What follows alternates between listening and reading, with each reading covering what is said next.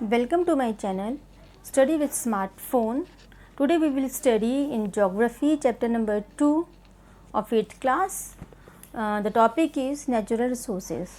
Last chapter में हमने पढ़ा था रिसोर्सेज के बारे में. तो रिसोर्सेज क्या होते हैं? रिसोर्सेज एनवायरनमेंट में वो चीज़ है जो हमारी नीड्स को सेटिस्फाई करे, जो हमारी ज़रूरतों को पूरा करे. वो सब चीज़ें जो भी अवेलेबल हैं एनवायरनमेंट में वो रिसोर्सेज हैं.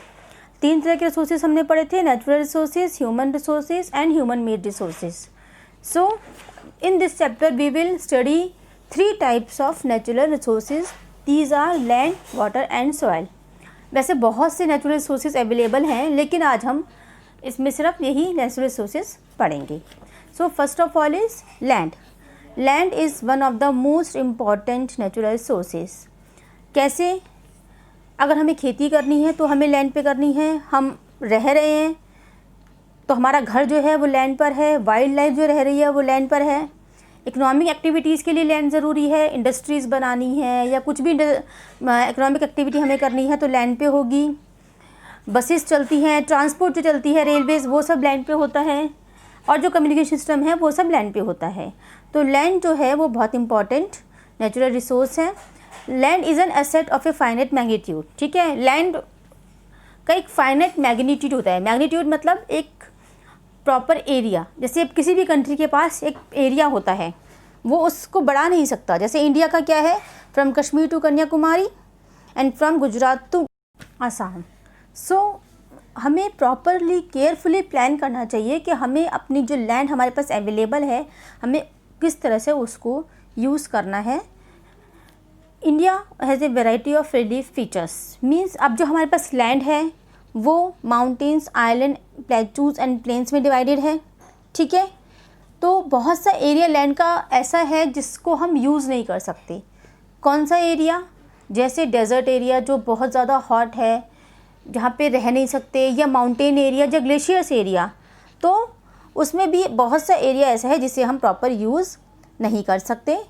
लैंड को हमने 3 पार्ट में डिवाइड किया हुआ है: plains, plateaus and mountains. So mountains के अपने बेनिफिट्स हैं. How mountains are covered with snow fields that became a source of perennial rivers. तो जो ऊंचे ऊंचे पहाड़ होते हैं वो बर्फ़ से ढके होते हैं और वो हैं सोर्स पेरिनियल रिवर्स के. पेरिनियल रिवर्स क्या होती हैं? वो रिवर्स जो पूरे साल बहती हैं और बेसिक जो पानी की ज़रूरत है उसको पूरा करती है. This river bring alluvial soil to form fertile plains. ये अपने साथ एलुवियल सॉइल को बहा कर लाती हैं. एलुवियल सॉइल वो सॉइल होती है जो बहती हुई आती है और प्लेन्स तक आती है, और ये एलुवियल सॉइल बहुत फर्टाइल होती है. माउंटेन्स की वजह से काफ़ी हमारा क्लाइमेट पे असर करता है. माउंटेन्स में कॉनिफरस ट्रीज़ होते हैं. कॉनिफरस ट्रीज़ जिनकी जो लीव्स होती हैं लॉन्ग निडल शेप्ड होती हैं या कोन शेप्ड होती हैं, उनको कॉनिफरस ट्रीज़ बोलते हैं. उनकी वुड भी काफ़ी अच्छे कमर्शियल यूज़ में आती हैं. तो इस तरह से माउंटेन्स के भी काफ़ी बेनिफिट्स हैं. Important mountain range world wide जो हैं वो इस तरह से हैं: एशिया में हिमालय, अफ्रीका में एटलस, नॉर्थ अमेरिका में Rockies, South America Andes and Europe में Alps. Now comes plateau. Plateau क्या होता है? प्लेटू प्लेन से हाई लेवल पे जो लैंड होती है और काफ़ी बड़े एरिया में होती है उसे हम प्लेटू बोलते हैं. प्लेटू भी स्टोर हाउस कहते हैं प्लेटूज़ को मिनरल्स का.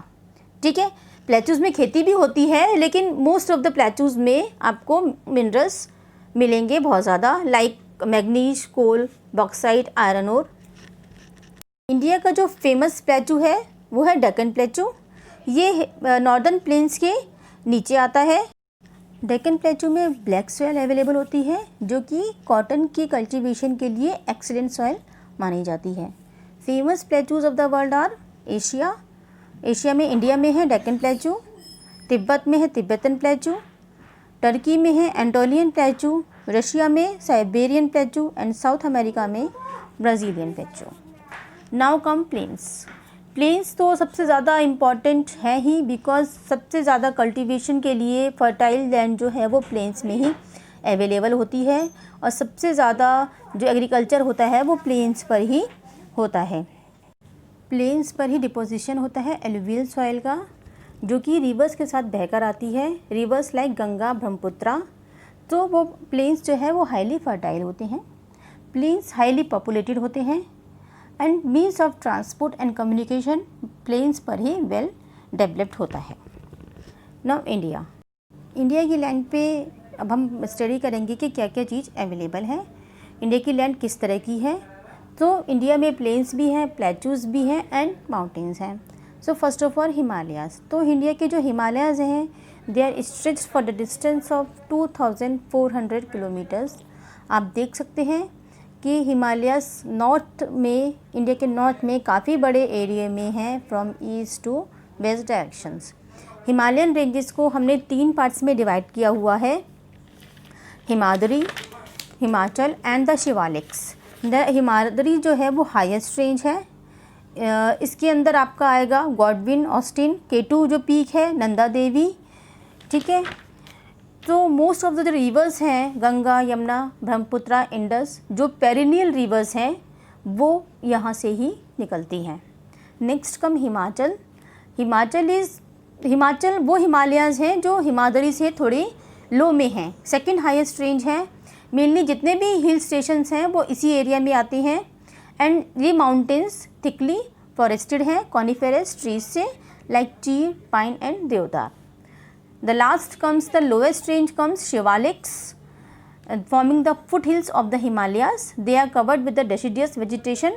यहाँ पे कौन कौन से पेड़ होते हैं? Bamboo, sal and teak. Now just below the Himalayas come the northern plains. Northern plains में डिपोजिशन होता है एलुवियल सॉइल का, जो कि रिवर्स के थ्रू बह कर आ जाती है, इसलिए इसकी जो सॉइल है वो बहुत फर्टाइल होती है खेती के लिए। एंड यहाँ पे कौन कौन सी चीज़ों की खेती होती है? Rice, wheat, sugar cane and jute. और northern plains are the highly populated area in India. And then below the northern plains आता है आपका Deccan plateau. Deccan plateau igneous और मेटामॉर्फिक रॉक से बना होता है, जैसे मैंने आपको पहले भी बताया था, रिच इन मिनरल्स होता है, एग्रीकल्चर होता है बट बहुत लो लेवल पे होता है। मिनरल्स जो यहाँ मिलते हैं वो हैं आयरन ओर, जिंक, मैग्नीज, कोल। डेक्कन प्लेटू में बहुत सी रिवर्स फ्लो करती हैं, लाइक महानदी, गोदावरी, कृष्णा एंड कावेरी, जो ईस्टवर्ड फ्लो करती हैं और बे ऑफ बंगाल में जाकर गिरती हैं। Narmada and Tapi westward flow करती हैं और जो अरेबियन सी की तरफ फ्लो करती हैं। आप देखिए मैप में डेक्कन प्लेटू के ईस्ट में बे ऑफ बंगाल है और वेस्ट में अरेबियन सी। बहुत से डैम्स कंस्ट्रक्टेड हैं इन रिवर्स के ऊपर, जो कि हाइड्रो इलेक्ट्रिसिटी जनरेट करते हैं। जो क्रॉप्स होती हैं यहाँ पर वो हैं cotton, sugar, oil seeds. And density जो है यहाँ की, जो पॉपुलेशन की डेंसिटी है यहाँ पर वो भी काफ़ी हाई है। Now the coastal plains and the islands. India का कोस्टल प्लेन्स आपने देखा होगा काफ़ी बड़ा है, from Gujarat to West Bengal, near to water है, so very good for agriculture. Rice and coconut mainly grow करते हैं यहाँ पर। और यहाँ इसके इंडिया के जो ऑफशोर आइलैंड्स हैं, ऑफशोर आइलैंड्स कौन से हो गए? Lakshadweep islands and Andaman and Nicobar islands. यहाँ पर आपको good variety of wild life मिल जाएगी, बिकॉज वहाँ बहुत सारे जंगल हैं। Now comes Indian desert. Thar desert which is in Rajasthan, also known as great Indian desert. यहाँ बहुत कम रेनफॉल होती है, बहुत कम बारिश होती है, ड्राई एरिया है, डेजर्ट है, तो हम एग्रीकल्चर का सोच नहीं सकते। लेकिन अभी नॉर्दर्न वेस्टर्न पार्ट में एग्रीकल्चर पॉसिबल हुआ है because of Indira Gandhi canal. Indira Gandhi canal is the longest canal in India which is 650 kilometre. I think this is nearly 650 kilometre. And ये पंजाब से स्टार्ट होकर राजस्थान में टर्मिनेट होती है। इस कैनाल को राजस्थान में इरिगेशन पर्पस के लिए ही बनाया गया था। Now comes soil. सॉइल भी बहुत इंपॉर्टेंट नेचुरल रिसोर्स है, बिकॉज जितनी भी खेती होती है, एग्रीकल्चर होती है, उसके लिए हमें सॉइल चाहिए, प्लांट ग्रोथ के लिए हमें सॉइल चाहिए, ट्री के लिए सॉइल चाहिए, और कुछ क्रिएचर्स होते हैं अर्थ में जो रहते हैं, लिविंग ऑर्गेनिजम्स, उनको भी सॉइल सपोर्ट करती है। फ्यू सेंटीमीटर ऑफ सॉइल को बनने में मिलियंस ऑफ ईयर्स लगते हैं। सॉइल का प्रोफाइल आप इस डायग्राम से दे सकते हैं। सॉइल को 5 पार्ट्स में डिवाइड किया गया है, O, A, B, C and R। In this जो O है दैट इज़ ऑर्गेनिक मटेरियल्स। तो मैक्सिमम ह्यूमस जो है, ह्यूमस क्या होता है, डेड प्लांट्स एंड लीव्स, वो इसमें होते हैं जो एक खाद का काम करते हैं, वो सबसे टॉप पे होते हैं। Then comes the top soil. Top soil में डिज़ोल्व मिनरल्स होते हैं जो कि लीचिंग के प्रोसेस से उस लेयर में आ जाते हैं। लीचिंग क्या होता है, कुछ वाटर सॉल्युबल मिनरल्स जो हैं वो पानी जब निकलता है सॉइल की लेयर से तो कुछ मिनरल्स हर लेयर में रह जाते हैं, उस प्रोसेस को लीचिंग कहते हैं। तो इस तरह से आप देखिए हर जो है लेयर में आपको थोड़ा थोड़ा मिनरल्स मिलेंगे। And the last one is solid rock. जो मेन रॉक है, जो हार्ड रॉक होती है, वो है last one. Now we will study the types of soils found in India. The first one is alluvial soil. Alluvial soil वही soil है जो मैंने आपको पहले भी बताया है, नदियों से बहती हुई आती है, रिच इन न्यूट्रिएंट्स, फर्टाइल होती है बहुत ज़्यादा, found in northern plains and deltas. 2 तरह की एलुवियल सॉइल होती हैं, बांगर एंड खादर, जिसमें खादर ज़्यादा फर्टाइल होती है। जो न्यूट्रिएंट्स एलुवियल सॉइल में मिलते हैं वो है potash, lime and phosphoric acid, जो sugar cane, paddy, wheat, rice and cereals की ग्रोथ के लिए आइडियल है। नेक्स्ट कम्स ब्लैक सॉइल, जिसे हम कॉटन सॉइल या रेगुलर सॉइल भी बोलते हैं। कॉटन सॉइल इसलिए बोलते हैं बिकॉज इस कॉटन के लिए आइडियल होती है, कॉटन की खेती के लिए ये सॉइल आइडियल होती है और ब्लैक कलर की होती है, इसलिए इसको ब्लैक सॉइल बोलते हैं। Next comes laterite soil. ये उन एरिया में मिलती है जहाँ पे हैवी रेनफॉल और हाई टेम्परेचर होता है। इनमें ह्यूमस कंटेंट कम होता है क्योंकि माइक्रो ऑर्गेनिजम्स, डिकम्पोजर्स या वो बैक्टीरियाज जो प्लांट्स, डेड प्लांट्स और लीव्स को ह्यूमस में कन्वर्ट करते हैं, वो हाई टेम्परेचर के कारण डिस्ट्रॉय हो जाते हैं। तो इसलिए इस सॉइल में ह्यूमस का कंटेंट कम होता है। ये कॉफ़ी और टी ग्रो करने के लिए एडिक्वेट सॉइल है। रेड सॉइल, आयरन का हाई कंटेंट होता है इस सॉइल में, इसलिए इसका कलर रेड होता है और इसलिए इसको रेड सॉइल बोला जाता है। ये इग्नियस रॉक से बनती है।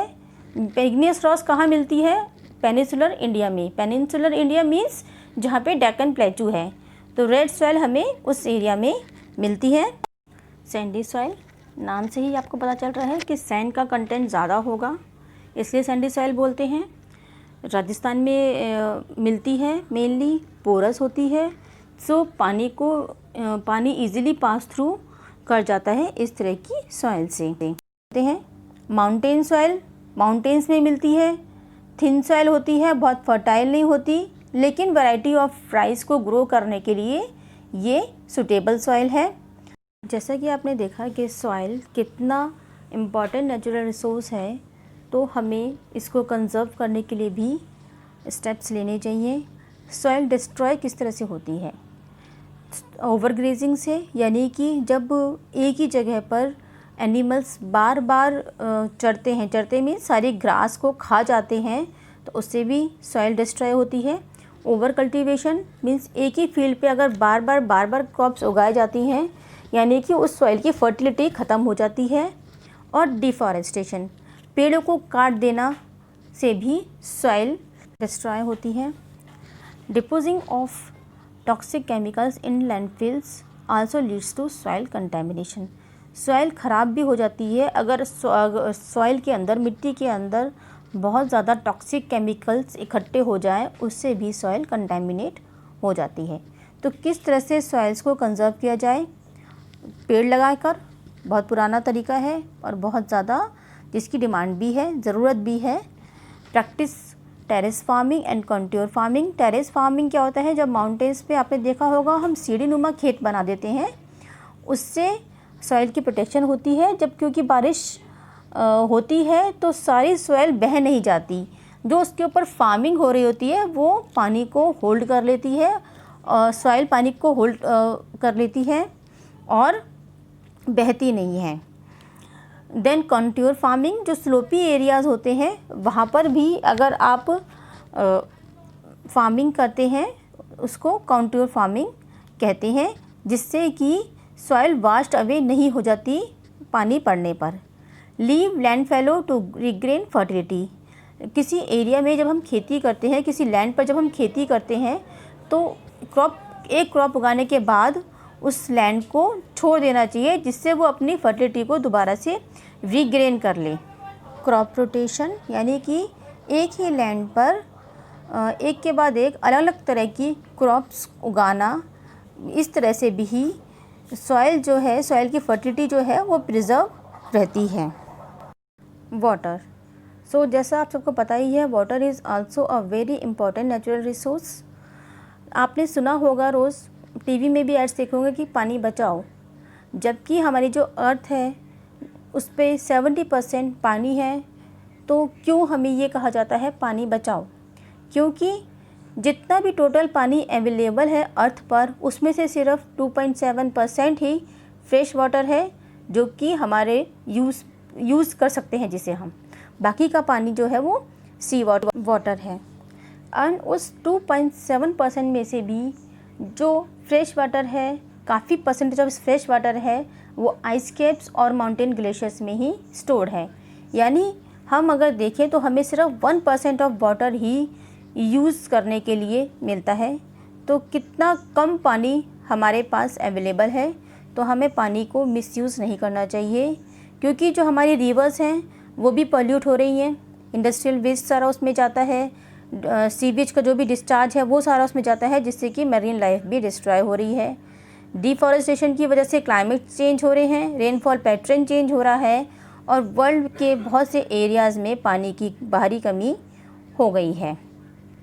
In India also the amount of rainfall is unevenly distributed, means India में भी कई जगह तो बहुत ज़्यादा बारिश हो जाती है और कहीं पर बहुत कम, जिसकी वजह से जो फ्रेश वाटर है उसकी प्रॉब्लम्स हैं बहुत से एरियाज़ में, जैसे राजस्थान एंड गुजरात, जहाँ पे जिनके ड्राई एरियाज़ में यानी कि जिनके की डेजर्ट एरियाज़ में वैसे ही बहुत लो रेनफॉल होती है। महाराष्ट्र, तेलंगाना और आंध्र प्रदेश भी इसी तरह के एरियाज़ में आते हैं जहाँ पे रेनफॉल बहुत कम होती है। Multi-purpose projects have been constructed in the country under which rivers have been dammed to provide water for agriculture, industry and domestic purposes. बहुत से प्रोजेक्ट्स शुरू किए गए हैं जिससे कि रिवर वाटर को डोमेस्टिक पर्पसेस, इंडस्ट्रियल पर्पसेस के लिए यूज़ किया जा सके। Now comes conservation of water resources, तो पानी को कंजर्व करना बहुत ज़्यादा ज़रूरी है। पानी की वेस्टेज को अवॉइड करनी चाहिए, रेन वाटर हार्वेस्टिंग करना चाहिए, मीन्स पानी को, रेन वाटर को स्टोर करना चाहिए, जिससे कि हम उसको आगे जब ज़रूरत हो तो यूज़ कर सके। Use drip irrigation when ever possible. Save the existing sources of water from pollution, यानी कि जो भी हमारे एग्जिस्टिंग सोर्सेज हैं, जो हमारी नदियाँ हैं, हमें ये कोशिश करनी चाहिए कि वो पॉल्यूट ना हो। डैम्स बनाने चाहिए जिससे कि पानी को हम स्टोर कर सकें और डोमेस्टिक और एग्रीकल्चर पर्पसेस के लिए यूज़ कर सकें और cheap hydroelectric power produce कर सकें। सो इन दिस चैप्टर आपने 3 नेचुरल रिसोर्सेज के बारे में पढ़ा जो कि बहुत बहुत इम्पॉर्टेंट हैं ह्यूमन लाइफ के लिए। आपकी कोई भी प्रॉब्लम्स हो, कोई क्वेरीज़ हो तो आप मुझे कमेंट करके पूछ सकते हैं। Thank you.